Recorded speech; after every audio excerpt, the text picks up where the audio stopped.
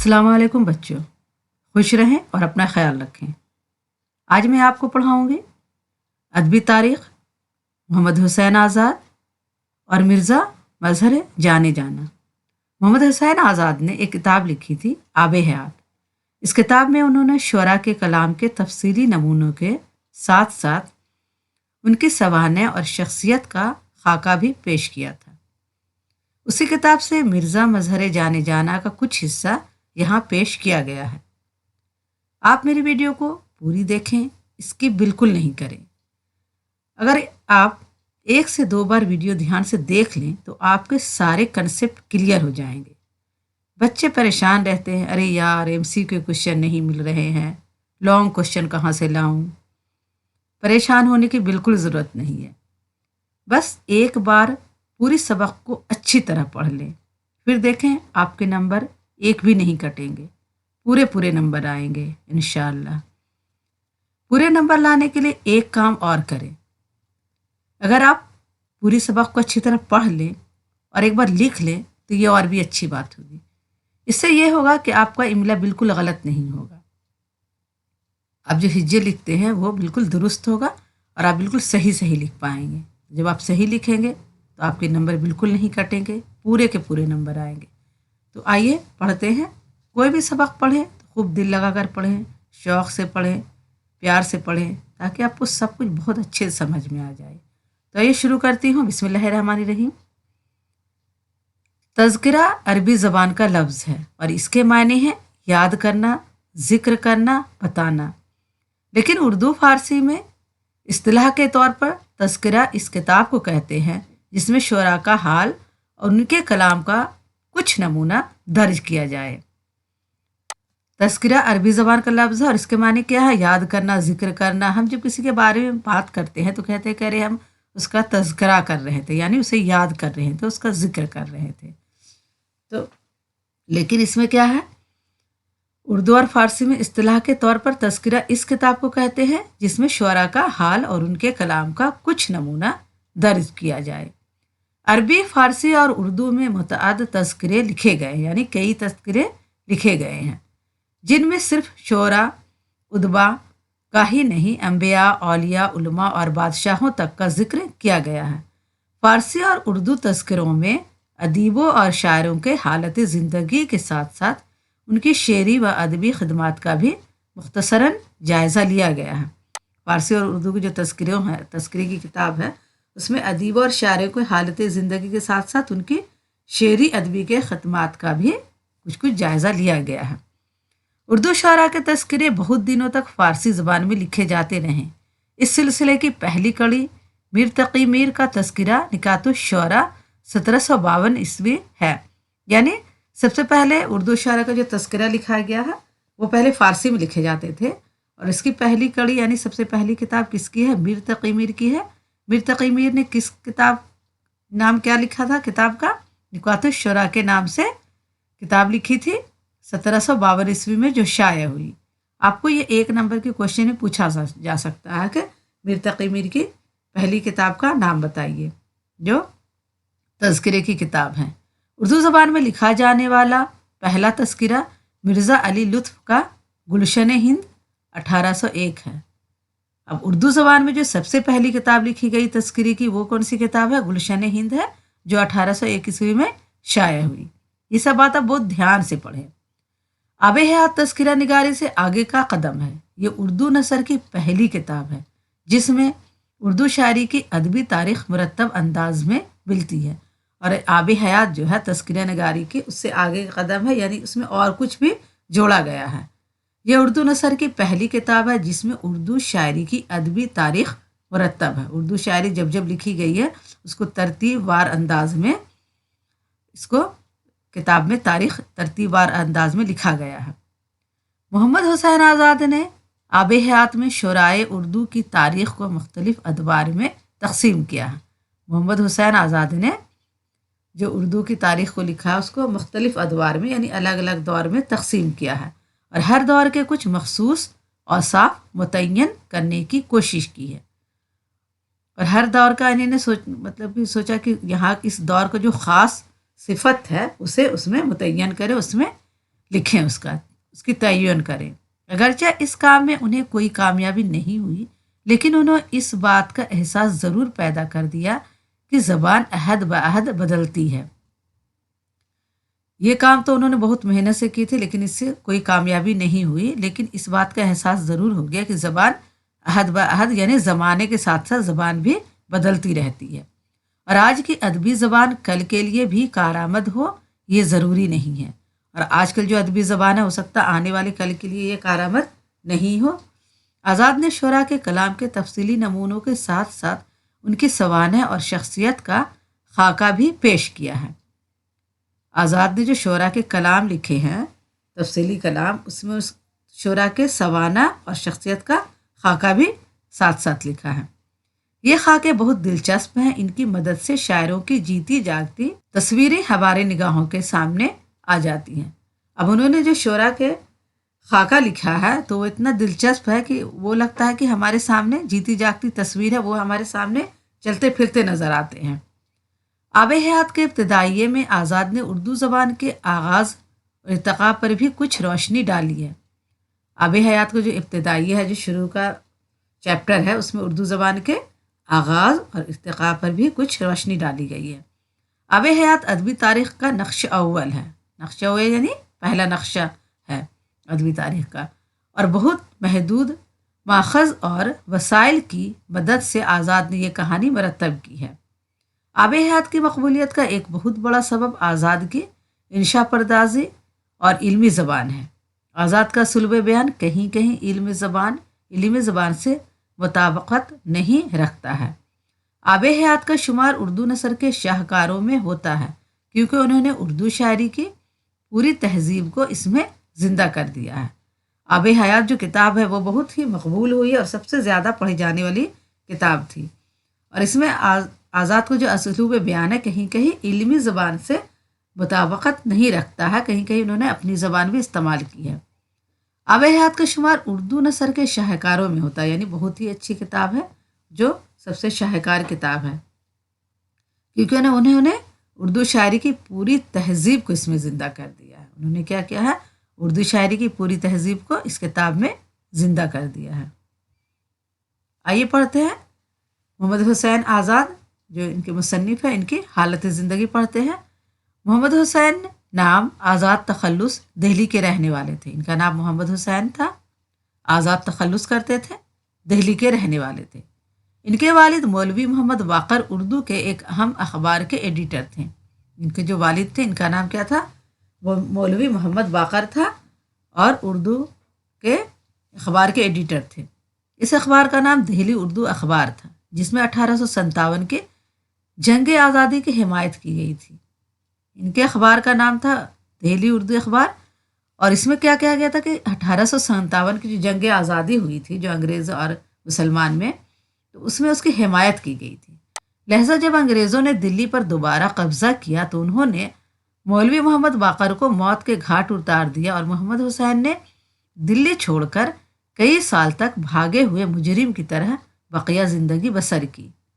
لیکن انگریزوں نے کیا کیا کہ جب دوبارہ انہوں نے دلی پر قبضہ کیا تو محمد باقر کو کیا کیا؟ موت کے گھاٹ اتار دیا، اور محمد حسین آزاد ڈر سے کیا ہو گئے؟ دلی چھوڑ کر چلے گئے، بھاگ گئے، اور مجرم کی طرح بقیہ زندگی بسر کی۔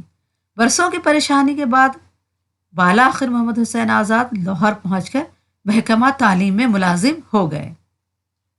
بہت ہی پریشانی میں انہوں نے زندگی گزاری، لیکن پھر کہاں آ گئے؟ لاہور پہنچ گئے اور وہاں محکمہ تعلیم میں ملازم ہو گئے۔ وہ علمی و تعلیمی میدان میں بہت سرگرم رہے، انہوں نے بہت کام کیے ہیں علمی اور تعلیمی میدان میں، اور بہت سی نصابی کتابیں تیار کی۔ اسی ملازمت کے دوران انہوں نے نئے طرز کے مشاعروں کی بنیاد رکھی ہے۔ محمد حسین آزاد جب لاہور پہنچے تو وہاں انہوں نے اپنی تعلیمی اور علمی سرگرمیاں بھی جاری رکھی، اور انہوں نے نئے طرز کے مشاعرے کی بنیاد رکھی۔ ان مشاعروں میں ترہی غزلوں کے بجائے موضوع دے کر نظمیں لکھوائی جاتی تھیں۔ ابھی یہ جو مشاعرہ ہوتا تھا اس میں جو غزل کے ترہ دیا جاتا تھا، اس کے بجائے کیا ہوتا تھا؟ نظم کا ایک ٹاپک دے دیا جاتا تھا، ایک موضوع دے دیا جاتا تھا کہ اس پر آپ کو نظم لکھ کر لانا، جیسے برسات دے دیا گیا، جیسے موسم بہار دے دیا گیا، تو ایک موضوع دے دیا جاتا تھا ٹاپک کہ اس پر آپ کو نظم لکھنا ہے۔ اسی طرح انگریزی طرز کی کتابیں بھی تیار کی گئی ہیں، ان میں آزاد کی نیرنگ خیال خصوصاً قابل ذکر ہے۔ اور اسی طرز پر انگریزی طرز کی یعنی انگریزی طرح کی کتاب بھی تیار کی گئی، اور ان میں آزاد کی نیرنگ خیال خصوصاً قابل ذکر ہے۔ آزاد نے ایک کتاب لکھی نیرنگ خیال بھی، جو اسی طرز پر تیار کی گئی۔ محمد حسین آزاد کی تصانیف میں سب سے زیادہ شہرت آب حیات کو ملی۔ محمد حسین آزاد نے جتنی بھی تصنیف کی ہے، جتنی بھی کتابیں لکھی ہیں، اس میں سب سے زیادہ شہرت کسے ملی ہے؟ آب حیات کو ملی۔ اسلوب کی دلکشی کے باعث آب حیات اردو کی سب سے زیادہ پڑھی جانے والی کتابوں میں شامل ہے۔ علم زبان پر سخندان فارس بھی ان کی ایک اہم تصنیف ہے، اور علم زبان پر انہوں نے ایک اور کتاب لکھی ہے، کیا نام ہے ان کا؟ سخندان فارس۔ آزاد کرداروں اور واقعات کا اس طرح بیان کرتے ہیں کہ وہ چلتی پھرتی تصویریں بن جاتی ہیں۔ ان کی تحریر مناسب الفاظ اور استعاروں کی دلکشی کے باعث بہت جلد یاد ہو جانے کی صفت رکھتی ہے۔ ان کی جو تحریر ہے، اس میں ایسے دلکشی انداز میں لکھا جاتا ہے اور استعارے استعمال کیے جاتے ہیں کہ ان کی صفت کی وجہ سے کیا ہمیں اس کا سب کچھ یاد رہ جاتا ہے۔ اب آئیے آگے پڑھتے ہیں۔ مرزا مظہر جانے جانا، جو محمد حسین آزاد نے لکھی ہے، اور یہ کہاں سے لیا گیا ہے؟ یہ کتاب آب حیات سے لی گئی ہے۔ ٹھیک ہے، آپ یہ بات یاد رکھیں گے، آپ کو ضرور ایک نمبر میں کوشچن آ جائے کہ مرزا مظہر جانے جانا کہاں سے کس کا اقتباس ہے؟ تو یہ کہاں سے لیا گیا ہے؟ محمد حسین آزاد کی کتاب آب حیات سے لی گئی ہے۔ اب مرزا مظہر جانے جانا، جانے جانا کا مطلب ہے کہ جان کی جان، نو میں جو زیر لگ جاتا ہے یہاں پہ اس کا بیچ کا مطلب ہوتا ہے کا کے کی کے بدلے جانے جانا لکھا ہے، جیسے جان کی جان، تو اسی طرح سمجھ لیے جانے جانا۔ مرزا مظہر جانے جانا کے والد عالمگیر کے دربار میں صاحب منصب تھے۔ والد کا تھا عالمگیر اورنگزیب بادشاہ کا لقب ہے، ٹھیک ہے، تو ان کے عالمگیری دربار میں صاحب منصب تھے، یعنی عہدے دار تھے، کسی عہدے پر فائز تھے۔ نسب ان کا باپ کی طرف سے محمد حنیفہ سے ملتا تھا۔ اب نسب کیا ہے؟ یعنی خاندانی سلسلہ ان کا کس سے ملتا تھا؟ محمد حنیفہ رضی اللہ عنہ سے ملتا ہے، جو کہ حضرت علی کے بیٹے ہیں، جو کہ حضرت علی رضی اللہ عنہ کے بیٹے تھے۔ محمد حنیفہ کون تھے؟ حضرت علی رضی اللہ عنہ کے بیٹے تھے۔ ماں بیجا پور کے شریف گھرانے سے تھیں۔ دادا بھی دربار شاہی میں صاحب منصب تھے۔ دادی اسد خان وزیر عالمگیر کی خالہ زاد بہن تھی۔ اب دادی اسد خان وزیر عالمگیر یعنی عالمگیر کے وزیر، عالمگیر الٹا ادھر سے پڑھیں گے، عالمگیر کے وزیر کی خالہ زاد بہن تھی۔ پردادا سے اکبر بادشاہ کی بیٹی منسوب ہوئی یعنی رشتہ لگنا، نسبت کیا گیا۔ ان رشتوں سے تیموری خاندان کے نواسے تھے۔ اب ان رشتوں سے کیا تھے؟ وہ تیموری خاندان کے نواسے تھے۔ 1111 ہجری میں جبکہ عالمگیر دکن پر فوج لیے پڑا تھا، ان کے والد نوکری چھوڑ کر دلی کو پھرے، یعنی دلی کو واپس آ گئے۔ 1111 ہجری میں جب عالمگیر دکن پر فوج لیے پڑا تھا، ان کے والد نوکری چھوڑ کر دلی کو پھرے، یعنی دلی کو واپس آ گئے۔ یہ کالا باغ علاقہ مالوہ میں 11 رمضان کو جمعہ کے دن پیدا ہوئے۔ 1111 ہجری میں 11 رمضان کو جمعہ کے دن پیدا ہوئے۔ عالمگیر کو خبر گزری آئین سلطنت تھا کہ عمرہ کے یہاں اولاد ہو تو حضور میں عرض کریں۔ جب عالمگیر کو خبر ہوئی تو آئین سلطنت یعنی شاہی قانون تھا، یہ سب شاہی قاعدے قانون تھے کہ اگر ہمارے کسی عمرہ کے یہاں یا کسی عہدے دار کے یہاں بچے پیدا ہوں تو وہ کہاں جائے؟ سلطنت میں اس کی خبر کی جائے۔ بادشاہ خود نام رکھے یا پیش کیے ناموں میں سے پسند کر دے۔ اس وقت کا رواج تھا کہ بادشاہ خود نام رکھتے تھے یا نام پیش کر دیتے تھے کہ اس میں سے پسند کر کے رکھ لو۔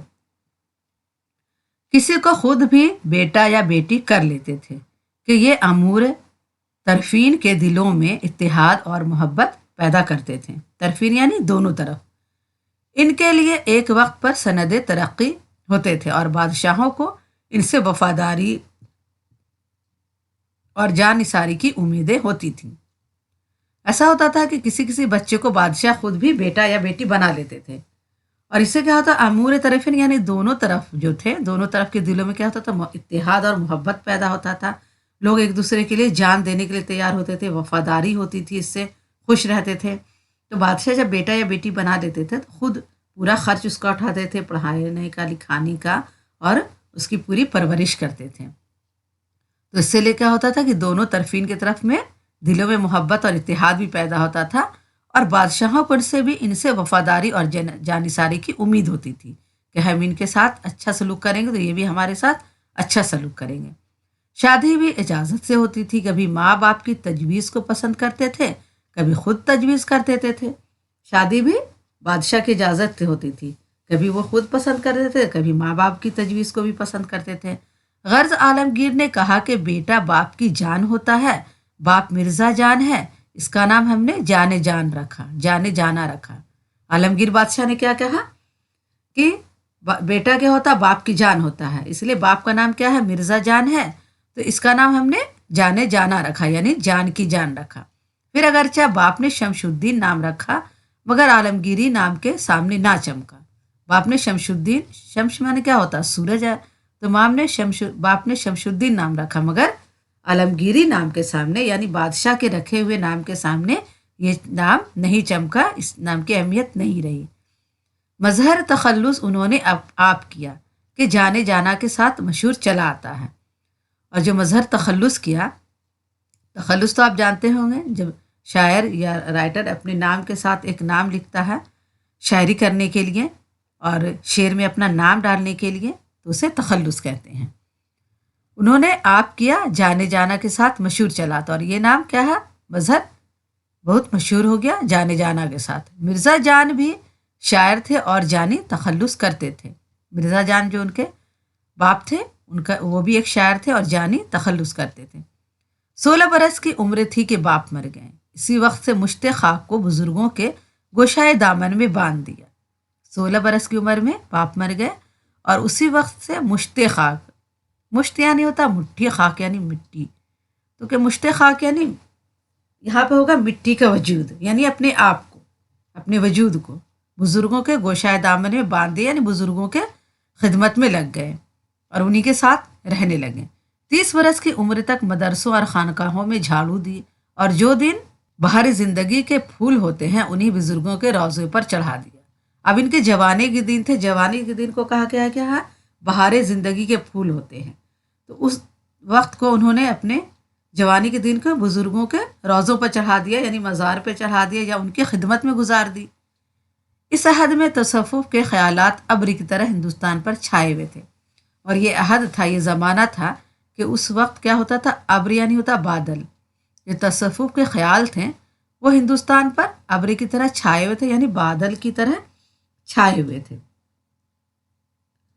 तसव्वुफ़ माने होता रूहानी इल्म, जो दिल से हासिल किया गया हो, जिसमें बिल्कुल सच्चाई हो, जिसमें बिल्कुल नेकी हो, तो ऐसे इल्म उन्होंने हासिल की है और उस वक्त ये बहुत छाया हुआ भी था। चुनांचा क़ताए नज़र कमाल शायरी के हज़ार यहाँ मुसलमान बल्कि हिंदू भी इनके मुरीद थे और दिल से एतक़ाद रखते थे।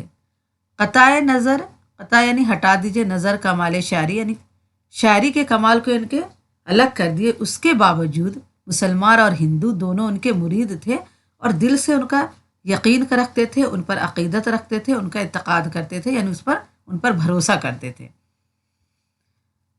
मिर्ज़ा साहब की तहसील इल्मी आलमाना ना थी, मगर इल्म हदीस को बासूल पढ़ा था।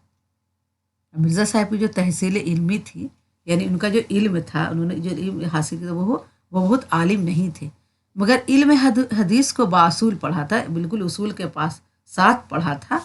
हनफी मज़हब के साथ नक्शबंदी तरीक़े के पाबंद थे और अहकाम शरीयत को सिद्क़ दिल से अदा करते थे। हनफी मज़हब के साथ नक्शबंदी तरीक़े के पाबंद थे। हनफी मज़हब वो मज़हब होता है जो इमाम अबू हनीफ़ा के नुक्ता नज़र से इंसान चलता है, उनके बताए हुए रास्ते पर चलता है, और नक्शबंदी उसे कहते हैं जो और अहकाम शरीयत को सिद्क़ दिल से अदा करते थे, यानी जो इंसानी इस्लामी कानून था उसे उसी के मुताबिक ज़िंदगी गुजारते थे और उसे सिद्क़ दिल से मानते थे। औज़ा एतवार और अदब आदाब निहायत संजीदा और बर्जिस्ता थे। इनके जो तौर तरीक़े थे, आदाब व एतवार था, वो बिल्कुल नहायत ही सादा था और संजीदा था। और वो बहुत ही इत्मीनान से हर काम करते थे, बहुत ही तरीक़े से हर काम करते थे। किसी काम में जल्दबाजी नहीं होती थी कोई काम बिल्कुल दुरुस्त उनका होता था। जो शख्स इनकी सोहबत में बैठता था होशियार होकर बैठता था। लताफत मिजाज यानी मिजाज की नाजुकी और सलामती तबा की नकलें ऐसी हैं कि आज सुनकर ताज्जुब होता। और उनकी तबीयत की जो सलासत थी, सलामत थी, ऐसी है कि आज के दौर में जब हम सुनते हैं तो बहुत ताज्जुब होता है। खिलाफ वजह और बेसलूब हालत को ना देख सकते थे। और बेसलूब हालत यानी बेतौर तरीक़े और खिलाफ मामूल के ख़िलाफ़ कोई भी काम वो नहीं देख सकते थे। नकल है उनके बारे में जो सुना है, वो नकल है, एक दिन दर्जी टोपी सीकर लाया, उसकी तराश टेढ़ी थी। उस वक्त दूसरी टोपी मौजूद ना थी, इसलिए इसी को पहनना पड़ा, मगर सर में दर्द होने लगा। मिजाज में इतनी लताफत थी कि वो क्या है, दर्जी टोपी लेकर आया, उसकी तराश थोड़ी टेढ़ी थी यानी कटिंग थोड़ा टेढ़ा था। तो दूसरी टोपी मौजूद ना होने की वजह से उन्होंने पहन लिया, लेकिन क्या हो गया, सर में दर्द हो गया। जिस चारपाई में कान हो उस पर बैठा ना जाता था, घबरा कर उठ खड़े होते थे। चुनांचा दिल्ली दरवाजे के पास एक दिन हवादार में सवार चले जा रहे थे। हवादार सवार जो होता है वो एक खुली पालकी की तरह होती है, उस पर चले जा रहे थे। राह में एक बनिए की चारपाई के कान पर नजर पड़ी, वही ठहर गए और जब तक इसका कान ना निकलवा लिया आगे ना बढ़े। अब इन्हें चारपाई में जो कान होता था वो बिल्कुल पसंद नहीं आता था। चारपाई तो आपने देखा होगा, वो बिल्कुल रेक्टेंगल होता है, आमने सामने का लाइन बिल्कुल बराबर होना चाहिए, उसका एक कोना भी निकल जाए उसे ही कान कहते हैं। तो चारपाई का जब कान निकल जाता था तो ये बात इनको बिल्कुल बर्दाश्त नहीं होती थी, वो ठीक करवा कर ही दम लेते थे। नकल है एक दिन एक नवाब साहब के इनके ये ख़ानदान के मुरीद थे, मुलाकात को आया और ख़ुद सुराही लेकर पानी पिया। इत्तफ़ाक़न आब खुरा जो रखा तो टेढ़ा रखा। आब खुरा यानी पानी पीने का मिट्टी का बर्तन, तो उन्होंने पानी तो पी लिया, जो जब रखा तो उसको टेढ़ा रखा। मिर्ज़ा का मिजाज इस कदर बरहम हुआ कि हरगिज़ ज़ब्त ना हो सका और बिगड़ कर कहा कि अजीब बेवकूफ़ अहमक था जिसने तुम्हें नवाब बना दिया, आब खुरा भी सुराही पर रखना नहीं आता है। अब क्या हुआ, ये बहुत गुस्सा हो गए जब देखा कि आब खुरा टेढ़ा रखा गया है। तो मिर्ज़ा के मिजाज का हो गया, बहुत बरहम हो गए और हरगिज़ ज़ब्त नहीं कर सके। और उन्होंने बिगड़ कर क्या कहा कि अजीब बेवकूफ़ अहमक है जिसने तुमको नवाब बना दिया, तुम्हें आब खुरा भी रखना नहीं आता। नकल एक मुतक़िद का बेटा हुस्न इत्तेक़ाद से गज़ल लेकर आया कि शागिर्द हो इस्लाह ले। उन्होंने कहा कि इस्लाह के होश व हवास किसे हैं, अब आलम कुछ और है।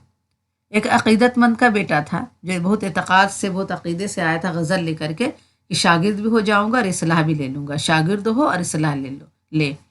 उन्होंने कहा कि इस्लाह के होश व हवास किसे हैं, अब आलम कुछ और है। अर्ज़ की कि मैं फ़कत बतौर तबर्रुक सादत हासिल करनी चाहता हूँ। फरमाया कि इस वक्त एक शेर ख्याल में आया है, इसी को तबर्रुक और इसी को इस्लाह समझ लो। अब उसने लड़के ने कहा कि मैं बतौर तबर्रुक सादत हासिल करना चाहता हूँ, तो उन्होंने एक शेर कहा और बोला कि इसी को तबर्रुक समझ लो और इसी से इस्लाह भी ले लो। लोग कहते हैं मर गया मजहर, फिल हकीकत में घर गया मजहर। अब इतना घबराते थे कि क्या कहा कि लोग कहते हैं कि मर गया, वो तो मर गया, लेकिन अगर सही में देखा जाए तो वो अपने असली घर चला गया। गर्ज 7वीं मुहर्रम की थी। रात के वक्त एक शख्स मिठाई की टोकरी हाथ में ले आया। दरवाज़ा बंद था। आवाज़ दी और जाहिर किया कि मैं मुरीद हूँ, नज़र लेकर आया हूँ। नज़र लेकर यानी तोहफा लेकर आया हूँ। वो बाहर निकले तो एक कराबीन मारी के गोली सीने के पार हो गई। एक कराबीन यानी एक इंग्लिस्तानी गोली मारी और क्या हो गया, सीने के पार हो गई। वो तो भाग गए मगर इन्हें जख्म कारी आया। 3 दिन जिंदा रहे, 3 दिन तक जिंदा रहे। इस आलम इस्तराब में लौटते थे और अपना ही शेर पढ़ते थे। 3 दिन जो जिंदा रहे तो बहुत आलम इस्तराब में, बहुत ही बेचैनी के आलम में थे और अपना ही लौटते थे और अपना ही शेर पढ़ते थे। ये इनका फारसी का शेर है। ये 3 दिन नहायत इस्तक़लाल और साबित कदमी से गुजारे। बहुत ही उन्होंने बर्दाश्त करके बहुत ही साबित कदमी से गुजारा। जब शाह आलम بادشاہ کو خبر پہنچی تو بعد تحقیقات کے کہلا بھیجا کہ قاتل نہیں ملتا، نشان دو تو ہم اسے سزا دیں گے۔ بادشاہ نے یہ خبر کی کہ قاتل نہیں ملا، اگر کوئی گواہ ہو، کوئی مطلب اس طرح کا نشانی دو تو ہم اسے سزا دیں گے۔ جواب میں کہا کہ فقیر کشتہ راہ خدا ہے اور مردہ کا مارنا قتل نہیں۔ فقیر نے خود اپنے آپ کو خدا کی راہ میں مار دیا ہے تو مردہ کا مارنا قتل نہیں۔ قاتل ملے تو آپ سزا نہ دیں، یہاں بھیج دیں۔ آخر 10ویں کو شام کے وقت دنیا سے انتقال کیا۔ بہت لوگوں نے تاریخیں کہیں، مگر درجہ اول پر میر قمر الدین منت کی تاریخ ہے، جس کا مادہ خاص الفاظ حدیث ہیں اور اتفاق یہ کہ موضوع ہیں۔ آشا حمیدن ماتا شہیدہ، یعنی زندگی جیے بھی تو تعریف کے ساتھ اور مرے تو شہید ہو کر۔ آئیے لفظ اور معنی پڑھتے ہیں۔ صاحب منصب یعنی عہدے دار، نسب یعنی خاندانی سلسلہ، منسوب نسبت کی گئی، نسبت کیا گیا لہجہ، جس شخص کی منگنی یا شادی ہو اسے ہی منسوب کہتے ہیں۔ آئین سلطنت یعنی شاہی قاعدہ قانون، شاہی طور و طریقے۔ امور امر کی جمع، معاملات، طرفین دونوں جانب اور یقین۔ سند ترقی یعنی ترقی کی دستاویز۔ تجویز یعنی رائے مشورہ۔ مشت خاک یعنی مٹھی بھر خاک، انسان کا وجود خاکی۔ خانقاہ یعنی بزرگوں اور درویشوں کے رہنے کی جگہ۔ روضہ یعنی وہ مقبرہ جس پر گنبد بنا ہو۔ لغوی معنی باغیچہ، تصوف معنی ہوتا روحانی علم۔ قطع نظر یعنی اس کے سوا بجز۔ اعتقاد یعنی عقیدت، عزت و احترام، دلی یقین، ایمان۔ نقش بندی طریقہ صوفیہ کا ایک سلسلہ جو حضرت خواجہ بہاء الدین نقشبندی سے شروع ہوا ہے، ایک سلسلہ ہے جو حضرت خواجہ بہاء الدین نقشبندی سے شروع ہوا ہے۔ احکام شریعت یعنی مذہبی طور طریقوں اور اپنی دینی قانون سے متعلق احکام۔ اوضاع یعنی وضع کی جمع، طریقے۔ اعتوار کہتے ہیں طور کی جمع، طریقے۔ برجستہ یعنی بے ساختہ، برمحل، حسب حال، مناسب۔ لطافت مجاز یعنی نازک مزاجی، طبیعت کی نزاکت و پاکیزگی۔ سلامتی طبع یعنی طبیعت کی درستی، سلامتی۔ خلاف وضع اور بے اسلوب حالت یعنی نامناسب اور بے ڈھنگی حالت۔ تراش یعنی کاٹ چھانٹ، بناوٹ، وضع۔ چرپائی کا کان، چرپائی کی پٹی کا وہ حصہ جو پائے کے باہر نکل آئے۔ ہوادار پالکی کی طرح کی ایک سواری جو چاروں طرف سے کھلی ہوتی ہے۔ آب خورا، پانی پینے کا مٹی کا چھوٹا برتن۔ متقید یعنی اعتقاد رکھنے والا، عزت و احترام کرنے والا۔ سعادت نیکی، بھلائی، خوش نصیبی۔ فی الحقیقت یعنی حقیقت میں، واقعتاً۔ نظر یعنی کسی کے سامنے عقیدت و احترام سے کوئی چیز پیش کرنا۔ قرابین کہتے ہیں ولایتی بندوق جو رائفل کی پہلی شکل تھی، اس کو انگریزی میں کاربین کہتے ہیں۔ استقلال ہوتا ہے مستقل مزاجی، مضبوطی، ثابت قدمی۔ دگاڑا کسے کہتے ہیں؟ دو نالی بندوق۔ اس حاشیے میں جس استاد مرحوم کا ذکر ہے وہ حضرت شیخ ابراہیم ذوق ہیں۔ اس حاشیے میں جس استاد کا ذکر ہے وہ کیا ہے؟ حضرت شیخ ابراہیم ذوق ہیں۔ آگے پڑھتے ہیں۔ کشتہ یعنی مارا ہوا، قتل ہوا، اور موضع یعنی مناسب، جچا تلا، پسندیدہ۔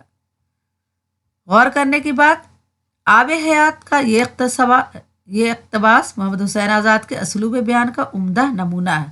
مندرجہ ذیل فقروں پر غور کیجیے۔ شمس الدین نام رکھا مگر عالمگیری نام کے سامنے نہ چمکا۔ یہ سب بہت جملے ہیں، بہت اس کا اعلیٰ نمونہ ہے۔ اسے غور سے پڑھیں کیونکہ یہ سبق بہت توجہ چاہتا، آپ اسے غور سے پڑھیں اور دھیان سے پڑھیں، تھوڑا دل لگا کر پڑھیں اور سمجھ کر پڑھیں۔ مشت خاک کو بزرگوں کے گوشائے دامن میں باندھ دیا۔ جو دن بہار زندگی کے پھول ہوتے ہیں انہیں بزرگوں کے روضے پر چڑھا دیا۔ پہلے فقرے میں شمس الدین کی رعایت سے چمکا کس قدر خوبصورت ہے۔ دیکھیں پہلے جو فقرہ ہے شمس الدین یعنی شمس معنی سورج ہوتا ہے اور یہاں چمکا ہے، تو اس سورج کے سامنے عالمگیری کا نام نہ چمک سکا۔ اورنگزیب عالمگیر بادشاہ کے رکھے ہوئے نام کو عالمگیری نام کہہ کر یہ اشارہ بھی کر دیا کہ یہ ناتمام دنیا پر چھا جانے والے ثابت ہوئے۔ مشت خاک کے معنی ہے مٹھی بھر مٹی۔ اس اعتبار سے گوشائے دامن میں باندھنا بہت خوب ہے۔ انسان کو یا انسان کے بدن کو مشت خاک کہتے ہیں، لہذا مراد یہ ہوئی کہ مرزا صاحب نے اپنے آپ کو بزرگوں کے خدمت کے حوالے کر دیا۔ اس کا مطلب یہ ہے، مشت خاک کا مطلب کیا ہوا؟ گوشائے دامن میں باندھنا، مطلب اپنے آپ کو بزرگوں کے حوالے کر دیا، ان کے خدمت میں لگے رہے۔ نوجوانی کے بہار زندگی اور نوجوانی کے دنوں کو پھول کہنا بہت عمدہ ہے۔ روضہ کے ایک معنی باغ کے بھی ہوتے ہیں، اس لحاظ سے بزرگوں کے مزارات پر نوجوانی کے دن گزارنے اور بھی عمدہ بات ہے۔ محمد حسین آزاد کی تحریریں اس قسم کے خوبصورت فقروں سے بھری ہوئی ہیں۔ اس اقتباس میں کچھ مذہبی اصطلاحات بھی استعمال ہوئی ہیں جن پر غور کیے بغیر ان کے معنی تک پہنچنا مشکل ہے۔ آئیے اب دیکھ لیتے ہیں حدیث۔ حدیث کے معنی کیا ہے؟ لغت میں حدیث کے معنی ہے قول، بات، لیکن مذہبی اصطلاح میں حضرت محمد صلی اللہ علیہ وسلم کی زبان مبارک سے جو بات نکلی یا انہوں نے اپنی زندگی میں جو کام کیے انہیں حدیث کہتے ہیں۔ حنفی مذہب کسے کہتے ہیں؟ اسلامی فقہ کے تعلق سے امام ابو حنیفہ رحمۃ اللہ علیہ کے نقطہ نظر اور ان کے بتائے ہوئے طور طریقوں کو حنفی مذہب یا حنفی مسلک کہتے ہیں۔ شریعت دین اسلام کے مطابق زندگی گزارنے کے لیے اللہ اور اس کے رسول حضرت محمد صلی اللہ علیہ وسلم کے بتائے ہوئے احکام و قوانین کو شریعت کہتے ہیں۔ اب نقش بندی کسے کہتے ہیں؟ نقش بندی طریقہ صوفیوں کے 4 مشہور طریقے یا سلسلے ہیں: قادری، سہروردی، چشتی اور نقش بندی۔ یہ 4 صوفیوں کے مشہور سلسلے یا طریقے ہیں۔ ہندوستان میں نقش بندی طریقے کے سب سے بڑے بزرگ شیخ احمد سر ہندی رحمۃ اللہ علیہ کہے جاتے ہیں۔ مرزا مظہر جانے جانا 3 واسطوں سے شیخ احمد سر ہندی رحمۃ اللہ علیہ کے مرید تھے۔ شیخ احمد سر ہندی رحمۃ اللہ علیہ مجدد الف ثانی کے لقب سے بھی مشہور ہیں۔ مرید کسے کہتے ہیں؟ مرید کے لقبی معنی ہے ارادت مند، ارادہ کرنے والا، پیروکار۔ اصطلاحاً وہ شخص جو کسی بزرگ یا پیر کا ارادت مند ہو، یعنی ان کے بتائے ہوئے راستے پر چلے، اس سے تعلق واردات کے مطابق پیروی کرے، اس سے مرید کہتے ہیں، اسے مرید کہتے ہیں۔ فقیر، لفظ فقیر فقر سے بنا ہے۔ فقر کے معنی ہے درویشی۔ اصطلاحاً فقیر کے معنی ہے وہ خدا مست لوگ جو اللہ کی محبت میں فقر و فاقہ اور درویشی و بے نیازی کی زندگی گزارتے ہیں۔ فقیر ایسے لوگوں کہتے ہیں جو خدا کے محبت میں کیا کرتے ہیں؟ گھومتے ہیں، فقر و فاقہ کرتے ہیں اور بے نیازی کی زندگی گزارتے ہیں۔ تاریخ کہنا، اس اقتباس میں مرزا مظہر جانے جانا کی تاریخ وفات کو ایک حدیث کے الفاظ سے پیش کیا گیا ہے۔ تاریخ سے مراد ہے کہ کوئی لفظ، فقرہ، مصرع یا شعر اس طرح ترتیب دینا جس کے حروف کے اعداد کو اگر جوڑا جائے تو تاریخ نکل آئے۔ حروف کی گنتیاں مقرر ہیں اور انہیں اس کے ذریعہ ظاہر کیا جاتا ہے۔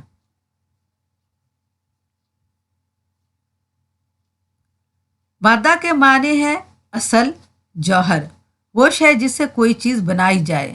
مادہ تاریخ یا مادہ خاص کے ذیل میں مادہ سے مراد وہ لفظ یا فقرہ ہے جس سے تاریخ نکلتی ہے، چونکہ اس پوری نظم یا شعر کو بھی تاریخ کہتے ہیں جس میں تاریخ والا فقرہ، مصرع یا لفظ نظم کیا جاتا ہے۔